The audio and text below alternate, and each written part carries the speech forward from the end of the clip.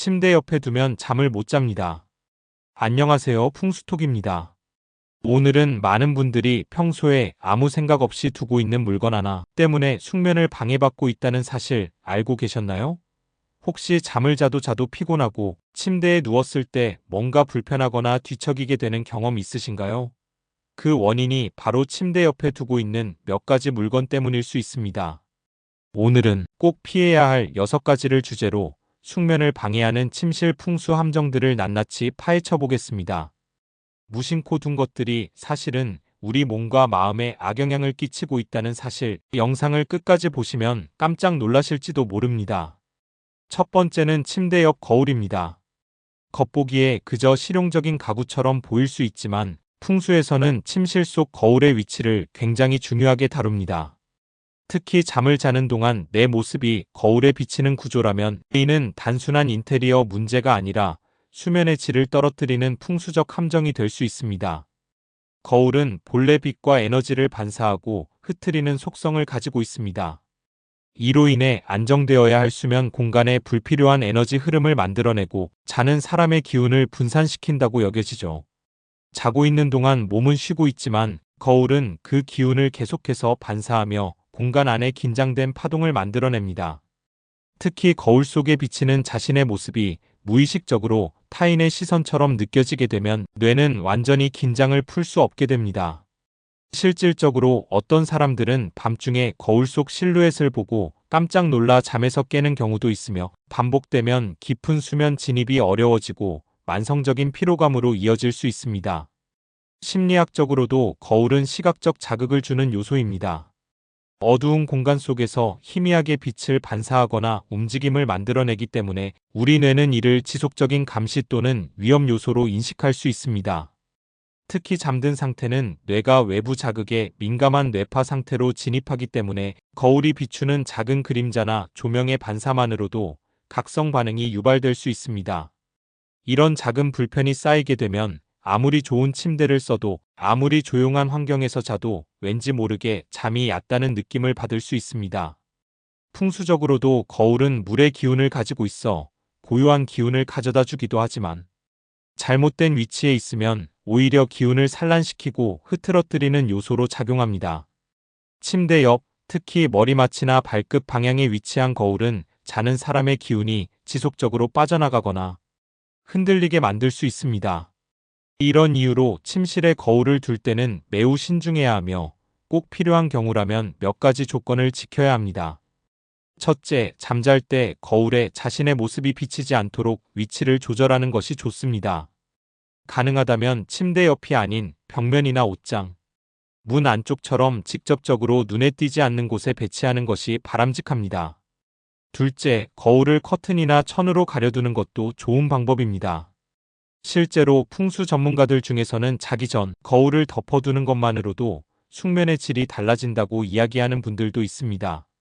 셋째, 침실에 너무 많은 거울을 두지 않는 것이 중요합니다. 최근에는 인테리어 효과를 위해 전신 거울, 화장대 거울, 벽거울 등 여러 개를 배치하는 경우가 많은데, 거울이 많을수록 에너지는 더 복잡하게 흐르고 수면 환경은 그만큼 더 불안정해질 수 있습니다. 간혹 거울을 창문처럼 활용해 공간을 넓어 보이게 하려고 한다는 이유로 침대 바로 옆에 거울을 설치하는 경우가 있습니다. 시각적으로는 넓어 보일지 몰라도 그 대가로 수면의 질을 잃게 된다면 본말전도가 아닐까요? 무엇보다 침실은 휴식과 회복을 위한 공간입니다. 그 공간에 다른 의미나 목적을 부여하는 순간 공간의 기운은 흐려지고 우리의 몸과 마음 역시 제대로 쉬지 못하게 됩니다. 거울 하나쯤은 별거 아니라는 생각이 들 수 있지만, 그 거울이 당신의 기운을 밤새 반사시키고 흩뜨리고 있다면 결코 가볍게 볼 수 없는 문제입니다. 작은 변화 하나로도 우리의 수면의 질과 하루의 컨디션은 크게 달라질 수 있습니다. 오늘 밤 혹시 침대 옆에 거울이 있다면 한번 다시 바라보세요. 그리고 내일 아침 조금 더 편안한 기분으로 눈을 뜰 수 있는지 직접 느껴보시길 바랍니다. 풍수는 눈에 보이지 않지만 분명히 삶에 스며드는 흐름입니다.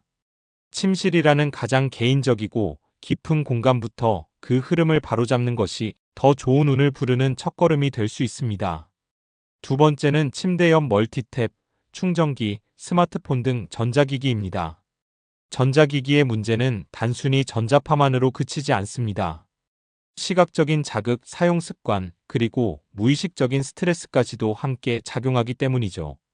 특히 스마트폰은 그 안에 수많은 정보와 감정 자극을 담고 있습니다.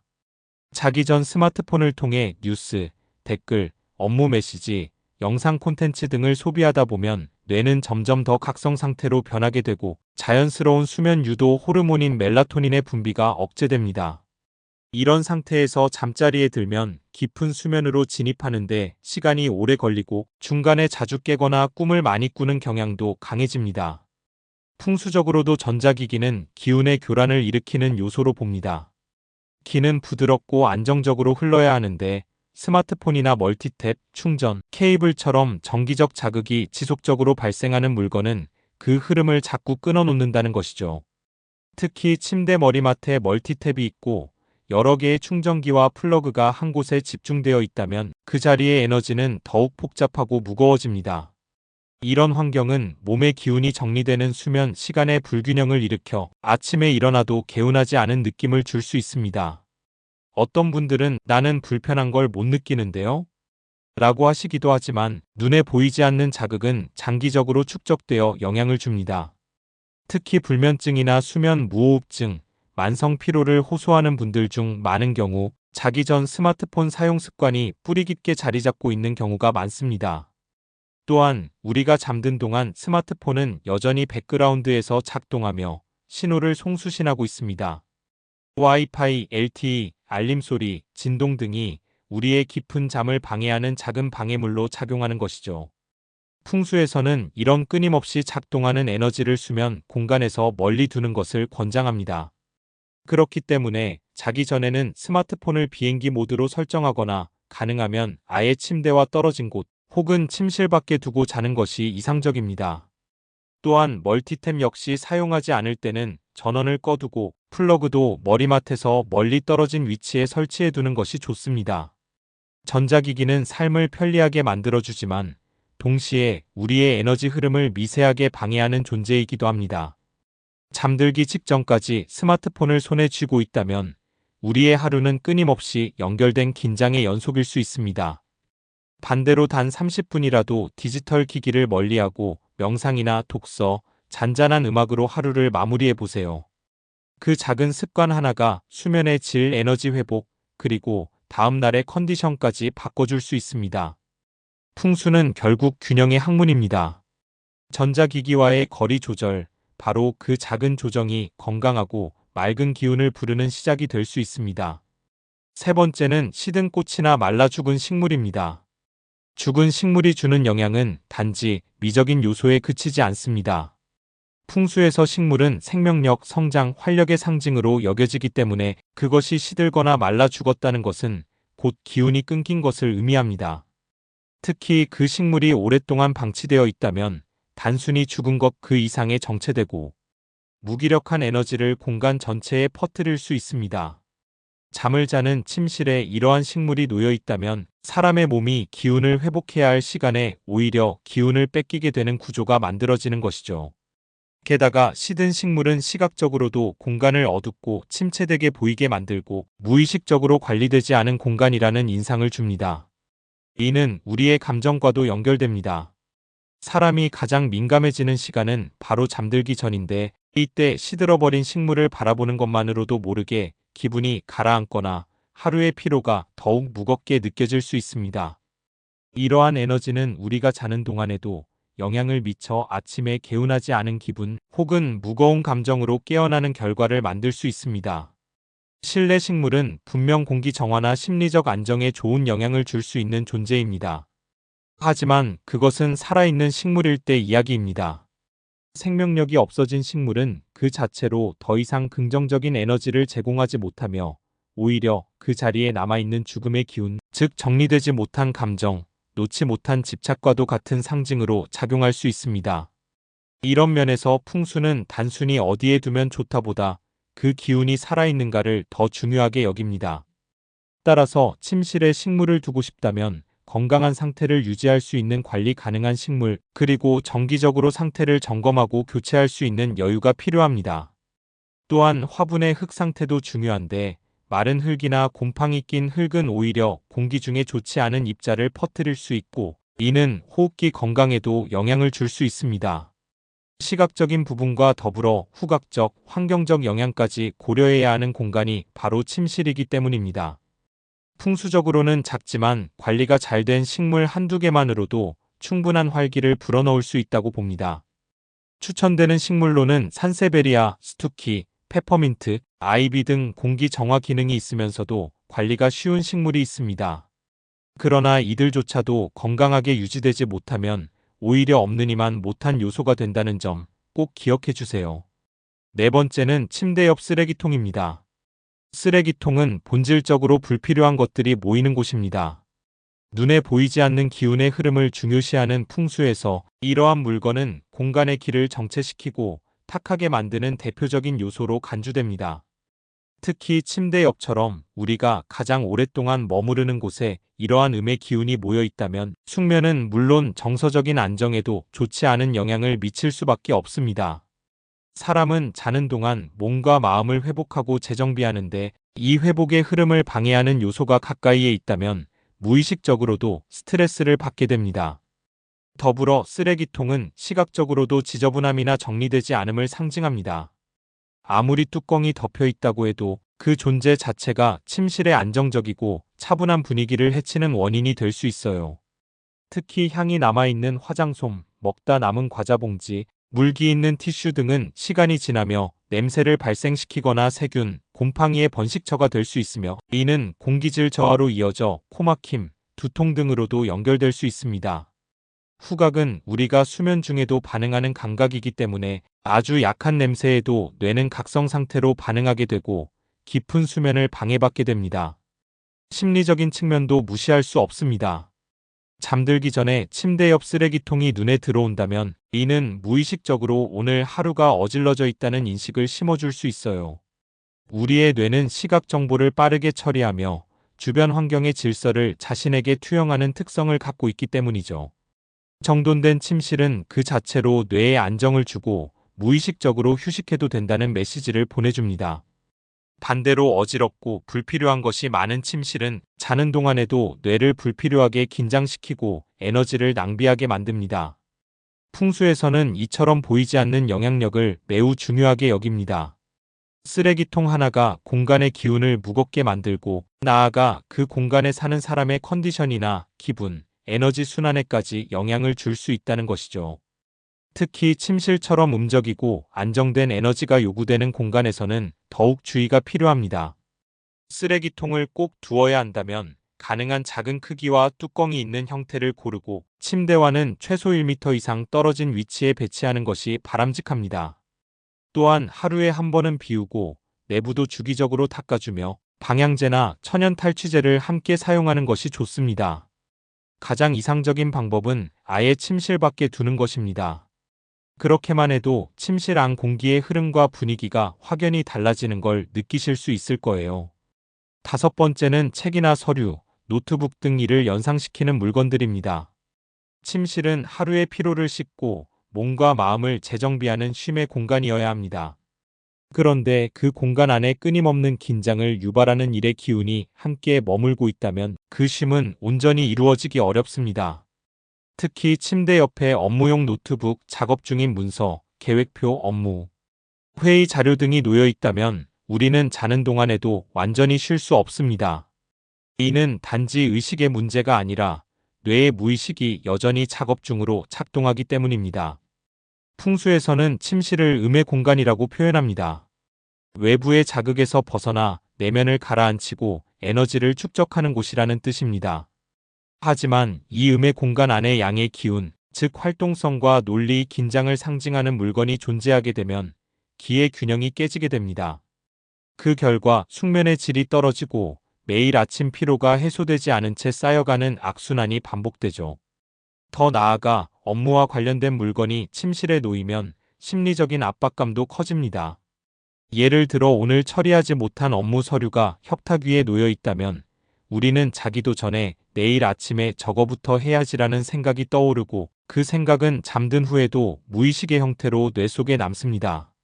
이렇게 하루를 마무리하면 수면의 질이 얕아지고 꿈을 자주 꾸거나 중간에 자주 깨는 현상이 생기기 쉬워집니다. 실제로 많은 사람들이 일이 잘 안 풀린다, 마음이 계속 불안하다고 느끼는 배경에는 휴식과 일의 경계가 무너져 있는 생활 환경이 자리 잡고 있는 경우가 많습니다. 특히 재택근무가 보편화되면서 많은 분들이 침실에서 업무를 보는 일이 일상이 되어버렸는데요. 그 편리함이 오히려 수면과 건강을 갉아먹고 있는 셈입니다. 풍수적으로는 책과 서류도 강한 에너지를 가진 물건으로 봅니다. 특히 문서나 종이 더미는 과거의 정보와 기운을 머금고 있기 때문에 머리맡에 놓이면 새로운 기운의 흐름을 막거나 지나간 일에 대한 집착을 유발할 수 있습니다. 책장의 경우도 마찬가지인데 전공서적이나 업무 관련 책들이 빽빽하게 꽂혀 있는 공간은 공부나 일을 계속 연상시키고 공간을 무겁게 만듭니다. 물론 책이 나쁜 것은 아니지만 침실이라는 장소의 목적에 부합하는 책들, 예를 들면 시집, 여행, 에세이, 자기 위로의 문구집 등을 소량 배치하는 것이 훨씬 더 긍정적인 기운을 불러옵니다. 노트북도 문제입니다. 사용하지 않을 때는 꺼져 있다고 생각하지만 사실은 그 자체가 작업 중의 상징입니다.